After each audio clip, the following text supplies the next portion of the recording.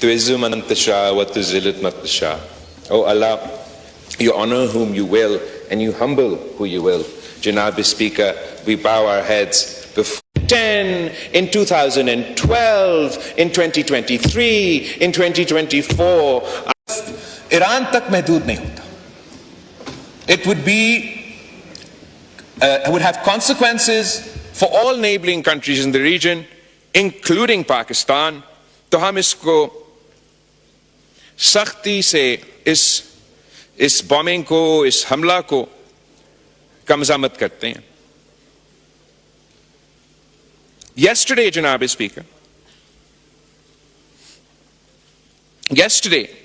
the United States conducted a more expansive attack on Iran's nuclear sites, and the Israeli government is forcing the United States public into a war that the people of the United States do not support, once again based on a lie. The same lie that was peddled before the American public before the Iraq war in 2003. Today it is claimed that Iran is the one with weapons of mass destruction. We strongly and vociferously condemn the US strikes, and I call on the government to mobilize their foreign minister, who should try and create a group of like-minded foreign ministers who not only oppose this conflict, but who are at risk, severe risk to themselves, their people, if heaven forbid any of these strikes on nuclear facilities were to result in a nuclear leak. We must emphasize that an attack on nuclear facilities cannot be tolerated under any circumstances. Janab Speaker, there's a poem written in World War II or after World War II, which I'd like to first repeat to you and then rephrase in light of what we are currently experiencing. First they came for the socialists, and I did not speak out because I was not a socialist. Then they came for the trade unionists, and I did not speak out because I was not a trade unionist. And then they came for the Jews, and I did not speak out because I was not a Jew. And then they came for me, and there was no one left to speak out.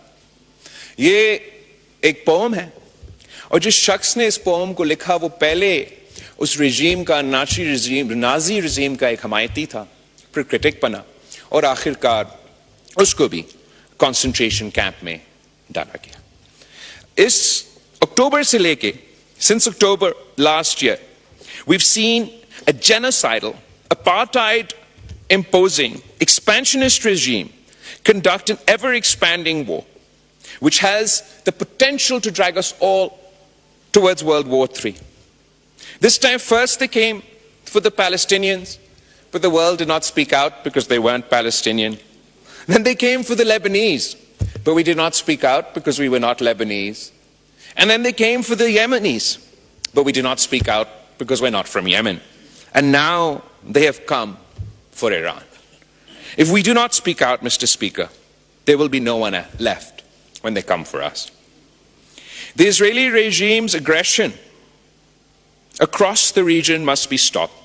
We want to see the day where we can all live in peace, and we can only start working towards that peace if the Netanyahu regime is stopped from its illegal war with Iran, forced to abide by the terms of its withdrawal and ceasefire in Lebanon, and end its apartheid and genocide on Palestinian lands. As it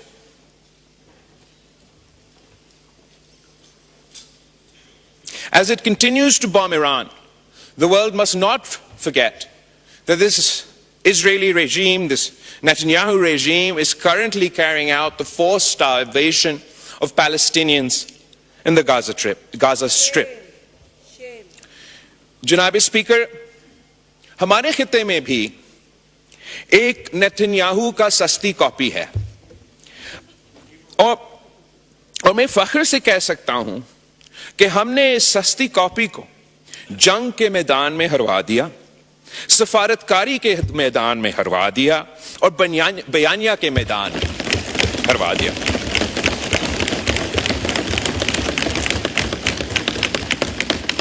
وزیر اعظم صاحب نے اور صدر مملکت نے مجھے اور ہمارے کمیٹی کو ایک اہم ذمہ داری دی، اور ہم فخر کے ساتھ کہہ سکتے ہیں کہ جہاں ہم گئے ہم نے پاکستان کا موقف، پاکستان کا بیانیہ پیش کیا، اور جہاں جہاں ہم پہنچے وہاں پیچھے پیچھے اس سستی کاپی کا بھی نمائندے پہنچے، وہ بھی اپنا ملک کا بیانیہ، اپنا ملک کا موقف لے کر آئے.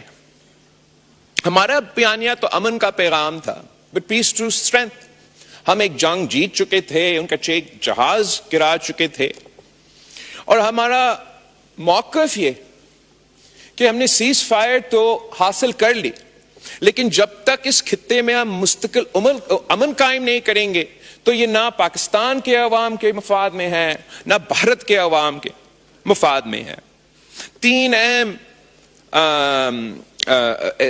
اہم ایشوز ہیں جس پہ ہم نے آواز اٹھائے.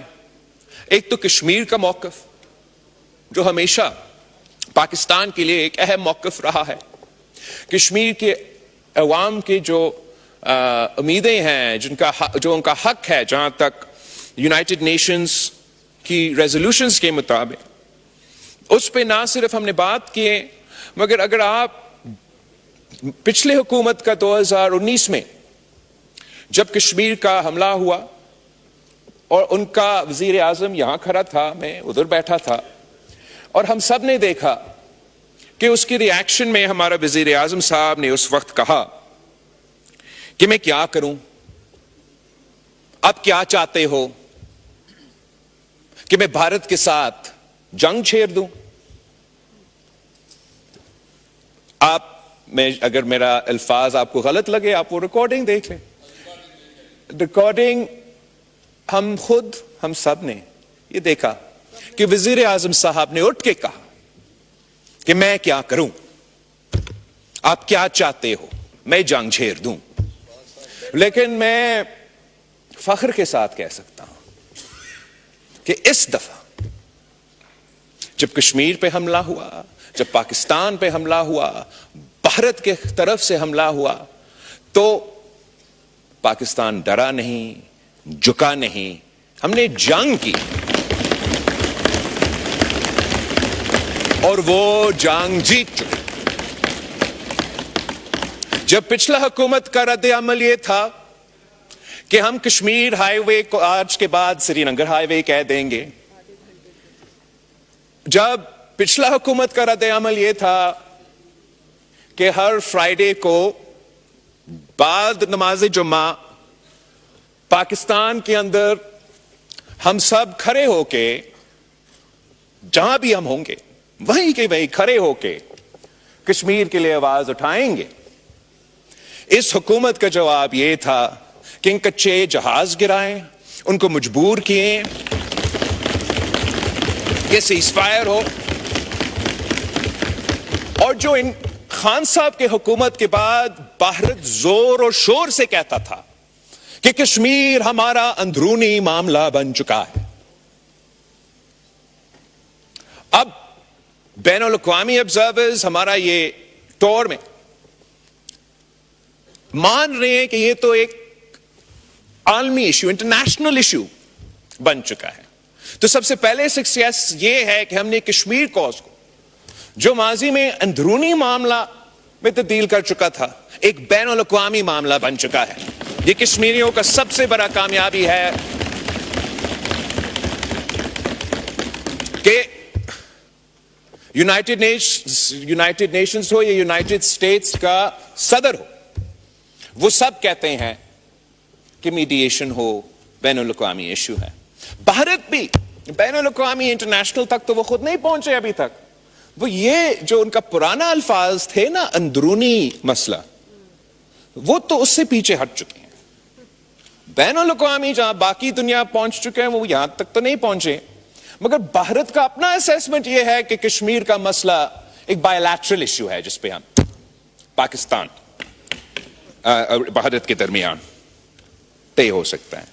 اور کشمیر کے حوالے سے جناب اسپیکر، جس طریقے سے جگہ جگہ، چاہے وہ یونائٹڈ نیشنز ہو، یونائٹڈ اسٹیٹس ہو، یورپین یونین ہو،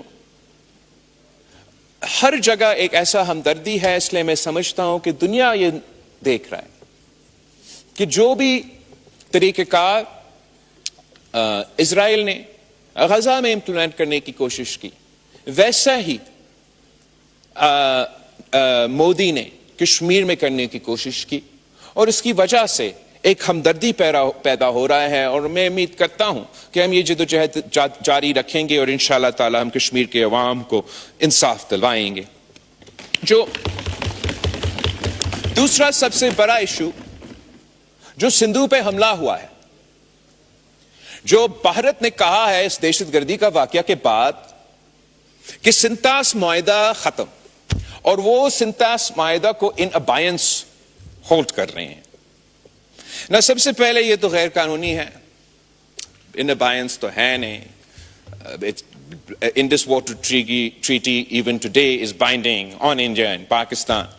مگر صرف یہ دھمکی دینا کہ ہم پاکستان کا پانی روکیں گے، صرف دھمکی دینا، یہ دھمکی ہی یونائٹڈ نیشنز کی چارٹر کی خلاف ورزی ہے. یہ غیر قانونی ہے، یہ بھارت نہیں کر سکتا. اس دھمکی پہ عمل درآمد کرنے سے اگر خدا نہ خواستہ بھارت یہ فیصلہ کرتا ہے کہ اس نے اس دھمکی پہ عمل درآمد کرنا ہے، تو ہم نے ابھی ان کو جنگ میں ہروائے ہیں، ہمیں ایک اور جنگ لڑنا پڑے گا. اور اس جنگ کے نتیجے میں پھر جو 3 دریا آج بھارت کے پاس ہیں اور 3 دریا پاکستان کے پاس ہیں، اگر وہ ہمارے 3 دریا پہ ڈیم بنانے کی کوشش کرتے ہیں تو ہمیں پھر جنگ لڑنا پڑے گا. جناب اسپیکر، وزیر اعظم نے پہلے سے کہہ دیا ہے، نیشنل سیکیورٹی کمیٹی نے پہلے سے کہہ دیا کہ اگر ان پہ عمل درآمد ہوتا ہے تو ہمیں جنگ لڑنا پڑے گا.